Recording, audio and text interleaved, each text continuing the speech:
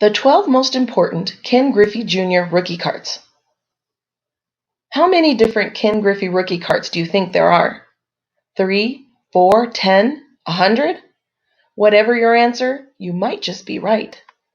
While the quasi-official answer is 6, see the PSA Registry rookie checklist for Griffey. The truth is, there were at least 50 different cards issued featuring the Mariners' young phenom in 1989. And given that was the year his Big Six hit collectors across the land, the rest of those dozens have to count for something, right? Right. We're not going to run through every one of those first-year juniors here, but we are going to take on the most important ones as determined by hobby history and the weight assigned to each card in the Griffey Master Set listing from PSA. So, if you're ready for some monumental cardboard befitting of a hobby Mount Rushmore, let's dive into the best of the best among Ken Griffey Jr. rookie cards. Prices as of July 2021 as culled from the PSA Auction Prices Realize tool. 1989 Baseball Cards Magazine, Replica Cards, Ken Griffey Jr., number 63. If you missed out on the old Baseball Cards Magazine, well, you really missed out. In the late 1980s, BBCM would come up with a theme in January and then issue cards all year long that fit that theme. That usually meant 6 cards per issue, inserted as 2 3-card panels in the middle of the magazine. In 1989, Cross Publications rolled back to the 1959 Topps design for the replica cards, and that run included several Rookie Stars cards, Junior among them. Since these were issued in panels and jammed into the middle of the magazine that got mailed everywhere, the cards aren't all that easy to find in decent condition. If you can find a Griffey that's been nicely hand-cut and can pull a mint grade, expect to pay 3 figures to make it your own. A copy in PSA 10? That'll run you a cool $1,000 or more. Probably a lot more. 1989 Bowman Tiffany, Ken Griffey Jr., number 220. The 1989 Bowman baseball cards didn't quite live up to the excitement we old collectors had when Topps announced they were resurrecting their defunct competitor's brand. They were oversized. The backs were sort of strange, with the team-by-team statistical splits, and there were just too many of them on the market. But even that initial Bowman set was fairly loaded with rookie cards, including Brandy Anderson, Gary Sheffield, John Schmaltz, Jerome Walton, Rob Dibble, Chris Sabo, Sandy Alomar Jr., and naturally, Griffey. And then Topps upped the ante by issuing a Tiffany version of the set, just like they'd been doing with their base set for half a decade. Featuring high-grade creamy cardstock and a thick glossy coating, Bowman Tiffany was limited to just 6,000 complete sets. That might not sound so limited today, but it was like the hen's teeth in the late 1980s, and the junior rookie card is the key to the set. Expect to pay $1,200 to $1,500 for a PSA 9 copy, stretching well into 5 figures for a specimen in PSA 10. 1989 Fleer Glossy, Ken Griffey Jr., number 548. Griffey made it into 3 base sets in 1989, and while neither the Fleer nor the Dontris card could hold a candle to the upper deck in terms of historical significance, Fleer followed Topps' lead by issuing a more limited, glossy version of their mass-produced main set. Some hobby estimates put the total run at about 30,000 complete sets, which again is a ton by today's standards, but minuscule for the original boom years. And of course, the Griffey rookie card leads the whole hit parade in desirable cards department. Today, it's about a $500 card in PSA 9, with a price tag ballooning into $3,500 to $4,000 range for a perfect 10.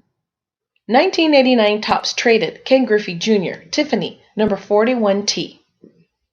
Topps somehow missed out on including Junior in their base 1989 set, an oversight which no doubt helped amplify the impact of Upper Deck even more.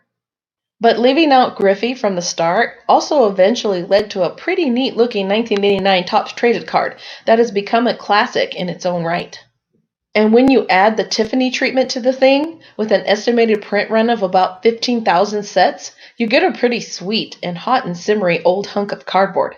Expect to pay $500 or more for a copy in PSA 9 conditions and onward towards $5,000 for a PSA 10. 1989 Upper Deck, Ken Griffey Jr., number 1.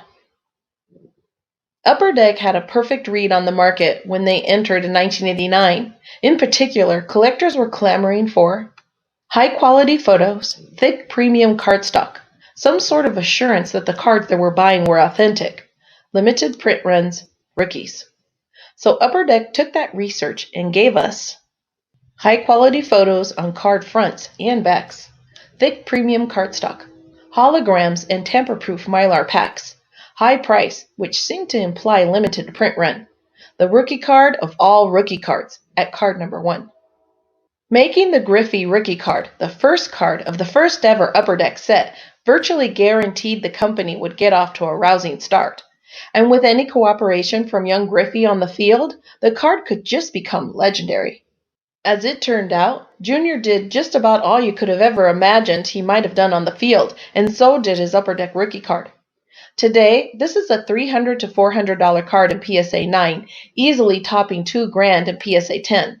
It's not even really scarce either, just a stone-cold hobby icon.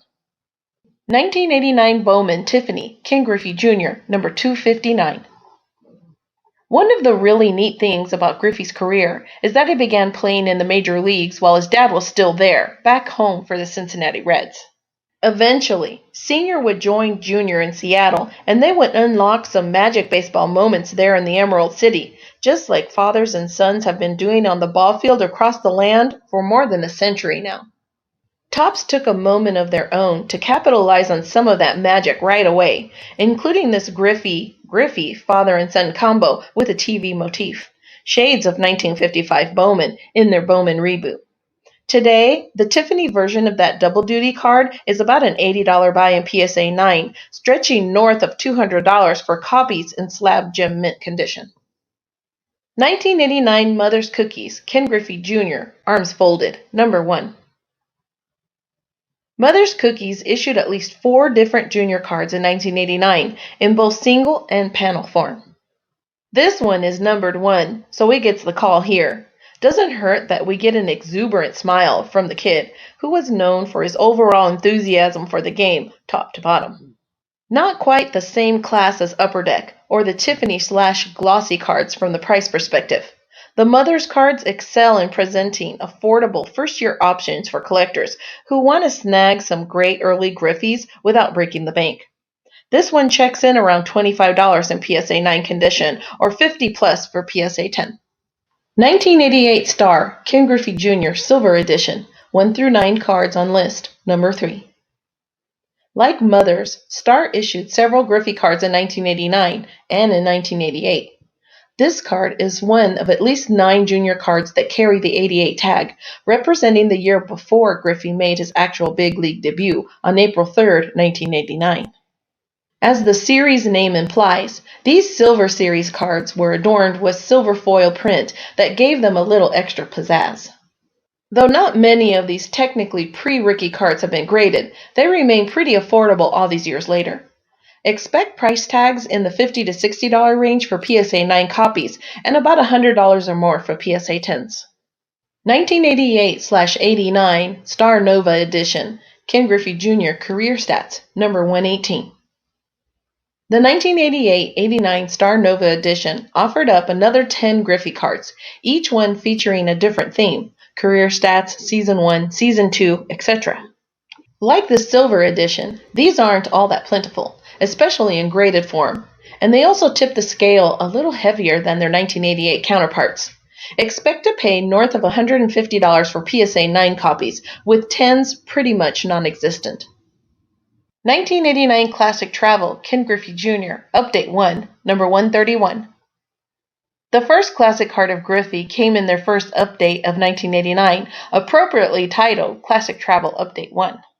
While the photo looks like it's from a DMV photo shoot day at the ballpark, the colorful borders and the very basic text give the thing a pretty vintage-era feel.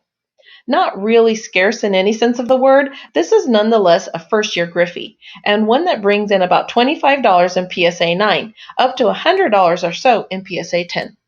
1989 Score Traded, Ken Griffey Jr., number 100T. Like Topps, Score missed out on Griffey in its base 1989 set. Who knows? If they had slotted Jr. at number 1, Maybe they wouldn't have lost so much ground to start up Upper Deck that first summer.